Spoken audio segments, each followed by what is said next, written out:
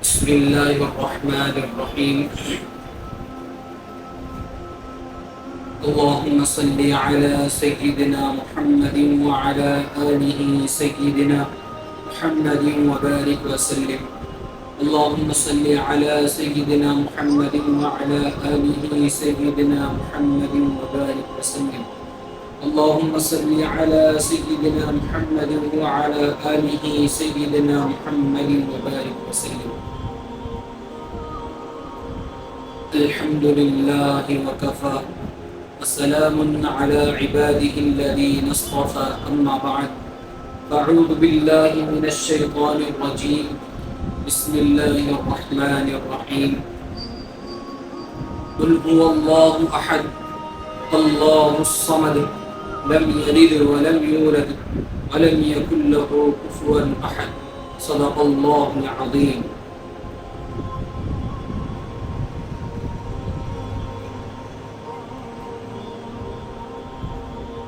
میرے نوجوان اور بزرگوں، میرے دوست و احباب،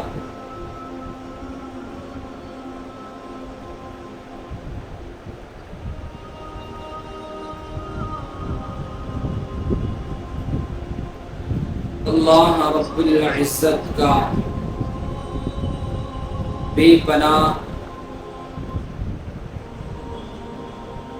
شکر گزار ہوں. اس خالق نے ہم کو مومن بنا کر، ایمان والا بنا کر، ایمان والوں کے گھروں میں پیدا فرمایا، اور محمد الرسول اللہ صلی اللہ علیہ وسلم کے امت میں پیدا فرمایا، جس امت میں آنے کے لیے انبیاء کرام نے درخواست کی تھی. حضرت موسیٰ علیہ السلام نے اللہ سے درخواست کی تھی کہ محمد الرسول اللہ صلی اللہ علیہ وسلم کی امت میں مجھے پیدا فرمائے. اس خالق کا میں شکر گزار ہوں کہ جس نے ہمیں محمد الرسول اللہ صلی اللہ علیہ وسلم کی امت میں پیدا فرمایا، اور اس خالق کا احسان اور شکر گزار ہوں کہ جس نے ہمیں کسی چیز کی کمی محسوس ہونے نہ دی. اس خالق کا شکر گزار ہوں کہ جس نے ہمیں بے انتہا اپنی تمام نعمتوں سے ہمیں نوازا. اس خالق کا شکر گزار ہوں جس نے بدن ڈھانکنے کے لیے عمدہ ترین کے کپڑے پہنائے. اس خالق کا شکر گزار ہوں کہ جس نے صحت کاملہ عطا کی. اس خالق کا شکر گزار ہوں جس نے ہر بیماری سے نجات عطا کی. اس خالق کا شکر گزار ہوں جس نے قوت عطا کی. اس خالق کا شکر گزار ہوں جس نے علم دین عطا کی. اس خالق کا شکر گزار ہوں کہ جس نے نماز پڑھنے کی توفیق دی. اس خالق کا شکر گزار ہوں کہ جس نے عبادت کرنے کی توفیق دی. اس خالق کا شکر گزار ہوں کہ جس نے بھائی چارگی میں محبت عطا کی. اس خالق کا میں شکر گزار ہوں جس کے شکر کو، جس کے احسانات کو، جس کے کرامات کو، جس کے احسانات کو اگر گننے کے لیے ہم بیٹھ جائیں گے، تمام دنیا کے درختوں کو قلم بنا دیا جائے اور سمندر کو شائع بنا دیا جائے اور اللہ کے احسانات کو لکھنے کے لیے بیٹھ جائے، قلم ٹوٹ جائے گی شاید ختم ہو جائے لیکن اللہ تبارک و تعالیٰ کے احسانات ختم نہیں ہوں گے۔ اتنے بڑے احسانات اللہ رب العزت کے ہم پر ہیں، لیکن آج ہم نے اس خالق کو ناراض کرنے میں کوئی کسر نہ چھوڑی۔ آج ہم اس خالق کو ناراض کرنے میں کوئی کسر نہیں چھوڑی۔ آج ہم اس خالق کی نافرمانی کرنے میں کوئی کسر نہ چھوڑی۔ آج ہم اس خالق کی نافرمانی کرنے میں کوئی کسر نہیں چھوڑی۔ میرے عزیزو، یاد رکھو، یہ وہی خالق ہے جس نے مجھے اور آپ کو کپڑا پہنایا، بدن ڈھانکنے کے لیے کپڑا پہنایا، بدن چھپانے کے لیے کپڑا دیا، بدن تندرست رہنے کے لیے اللہ تبارک و تعالی نے ہمیں اچھی اچھی نعمتیں عطا کی۔ جب بھوک لگی اس خالق نے ہمارا پیٹ بھرا۔ یہ وہی خالق ہے جس نے ہمیں صحیح سلامت پیدا کیا۔ یہ وہی خالق ہے جس نے ہمارے ماں باپ کو ہم پر مہربان فرمایا۔ یہ وہی خالق ہے جس نے ہم پر کروڑوں احسانات کیے ہیں، اور یہ وہی خالق ہے جس نے علم عطا فرمایا ہے۔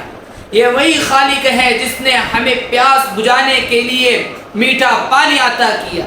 یہ وہی خالق ہے جس نے سر ڈھانکنے کے لیے چھت عطا کی۔ یہ وہی خالق ہے جس نے ہمیں بدن ڈھانکنے کے لیے کپڑا عنایت کیا۔ یہ وہی خالق ہے جس نے ہماری تمام ضرورتوں کو پوری کی۔ لیکن آج ہماری یہ کوتاہیاں کیوں ہو رہی ہیں اس خالق کی عبادت کرنے میں؟ ہم خالق کی عبادت کو چھوڑ کر غیر اللہ کی عبادت میں لگے۔ میرے عزیزو، یاد رکھو، اللہ تبارک و تعالی نے ہمیں کھلایا پلایا، اس خالق کو چھوڑ کر ہم دوسرے کی عبادت کر رہے ہیں۔ ہم اللہ کی عبادت کریں، اللہ سے مانگے، اس خالق سے مانگے جس نے ہمیں تمام نعمتیں عطا کی، جس نے ہمیں تمام چیزیں عطا کی، جس نے ہمیں صحت کامل عطا کی۔ اس خالق کو چھوڑ کر غیر اللہ کی عبادت کر رہے ہیں۔ آج ہمارا ایمان اتنا کمزور کیوں ہو گیا؟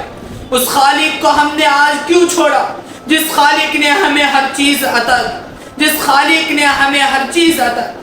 اس خالق کو چھوڑ کر ہم نے غیر اللہ کو اپنا معبود بنا۔ ہمارا یقین اللہ کے اوپر سے کیوں ہٹا؟ اللہ کے اوپر سے ہمارا یقین ہٹ کر غیر اللہ پر ہمارا یقین کیوں آ گیا؟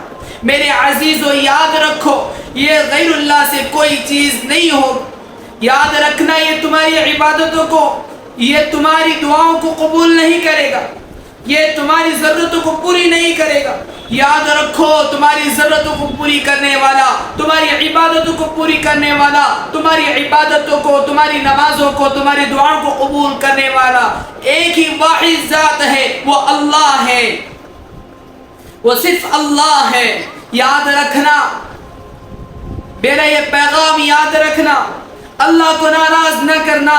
اللہ کو ناراض کر کے کچھ بھی نہیں ملے گا، رسوا ہو جائیں گے، کل قیامت کے دن رسوا ہو جائیں گے۔ وہ ایک تو خالق ہے ہمارا جس نے ہمیں صحیح سلامت پیدا کیا، اس خالق کو چھوڑ کر غیر اللہ کی عبادت کرتے ہیں، مزاروں پر جا کر سجدہ کرتے ہیں، دوسروں کے سامنے جا کر گڑ گڑاتے ہیں، ان کے پیروں میں گرتے ہیں۔ ارے میرے خالق کے دربار میں تو آؤ، اس کے سامنے سر بسجود ہو جاؤ، اس سے مانگ کر تو دیکھو، وہ تو دینے کے لیے بیٹھا ہے، تم لینے کے لیے تیار نہیں۔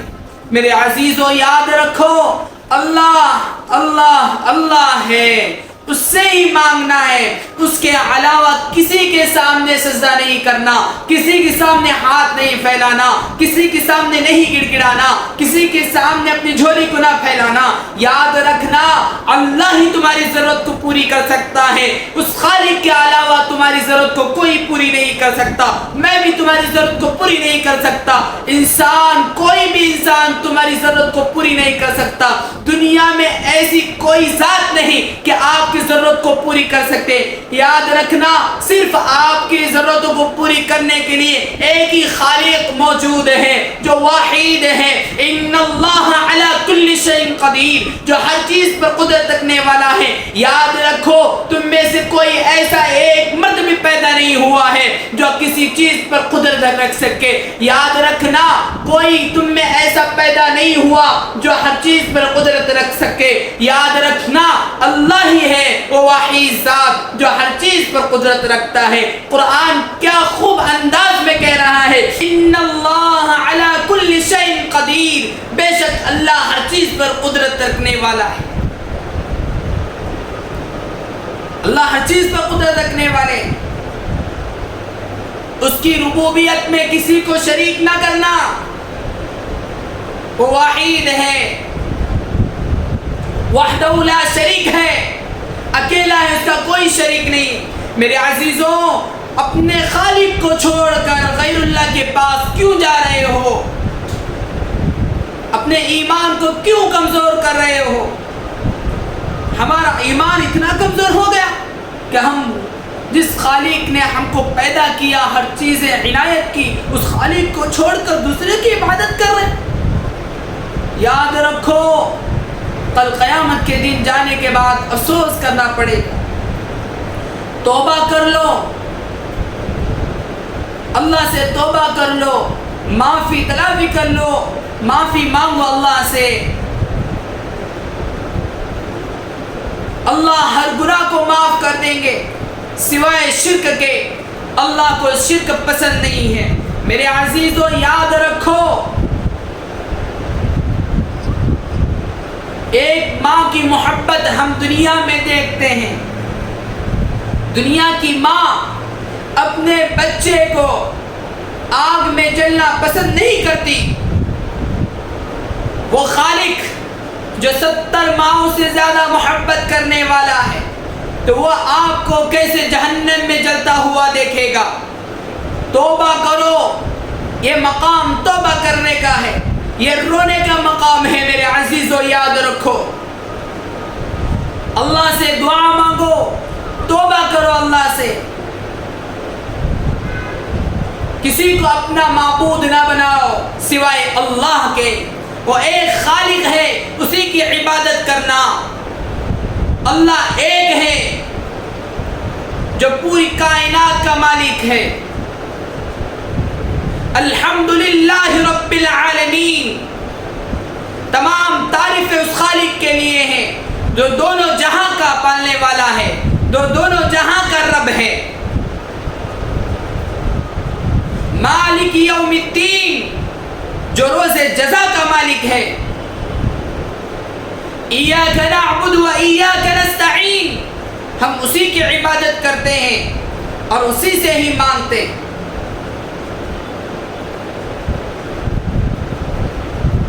میرے عزیزوں یاد رکھو، اللہ ہی تمہاری ضرورتوں کو پوری کر سکتا ہے. اللہ کے علاوہ کوئی آپ کی ضرورتوں کو پوری نہیں کرے گا. اللہ سے مانگو، اللہ سے مانگنے والے بن جاؤ. گڑ گڑاؤ، رو، مانگو تو اللہ سے، اللہ تمہیں عطا کرے گا. بعض لوگ ایسے بھی ہیں، وہ یہ سوچتے ہیں اور کہتے ہیں کہ ہم دعائیں مانگتے ہیں، دعائیں قبول نہیں ہوتی ہیں. ہم اپنی ضرورتوں کو اللہ کے نزدیک رکھتے ہیں، اللہ کے پاس رکھتے ہیں، لیکن ہماری ضرورتیں پوری نہیں ہوتے ہیں. ہم اللہ کے سامنے رو کر گڑ گڑاتے ہیں، اس کے باوجود بھی ہماری ضرورتیں پوری نہیں ہوتی ہیں، ہماری دعائیں قبول نہیں ہوتی ہیں. ایسا نہ سمجھیں، یاد رکھیں، اللہ کو آپ کا رونا پسند آتا ہو، اللہ کو آپ کا مانگنا پسند آتا ہو، اللہ کے یہاں آپ کا آنا پسند ہوتا ہو. اس لیے اللہ تبارک و تعالی تھوڑی دیر لگاتے ہیں تاکہ میرا بندہ اور روئے اور مانگے. اللہ اللہ اللہ ہے. میرے عزیزو یاد رکھو، ہم اسی کے بنائے ہوئے بندے ہیں. ایک ماں جو اپنے پیٹ کے بچے کو کبھی بھوکا نہیں رکھ سکتی، وقتی طور پر وہ کہے گی کہ میں تجھے کھانا نہیں دوں گی، لیکن وہ ماں کی ممتا ہے، پھر دوبارہ اپنے بچے کو بلاتی ہے اور اس کا پیٹ بھرتی ہے، تو وہ خالق جو 70 ماؤں سے زیادہ محبت کرنے والا ہے، تو اپنے بندے کو کیسے بغیر دعا کے قبول کیے ہوئے رکھ سکتا ہے؟ کیسے وہ اللہ بھوکا رکھ سکتا ہے؟ کیسے وہ اللہ اپنے بندے کو ننگا رکھ سکتا ہے؟ کیسے وہ اللہ اپنے بندے کی ضرورت کو پوری نہیں کر سکتا؟ میرے عزیزو، یاد رکھو، دیر آیت درست آیت، جو دیر سے ملتا ہے وہ درست ہوتا ہے۔ یاد رکھنا، اللہ کی ربوبیت سے مایوس نہ ہونا، اللہ سے مانگو، اللہ سے مانگنے والے بن جاؤ۔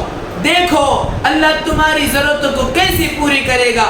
ہم اللہ کے بن کر دیکھیں، اللہ کو اپنا بنائیں، پھر دیکھیں ہماری حالت کیسی بدل جائے گی۔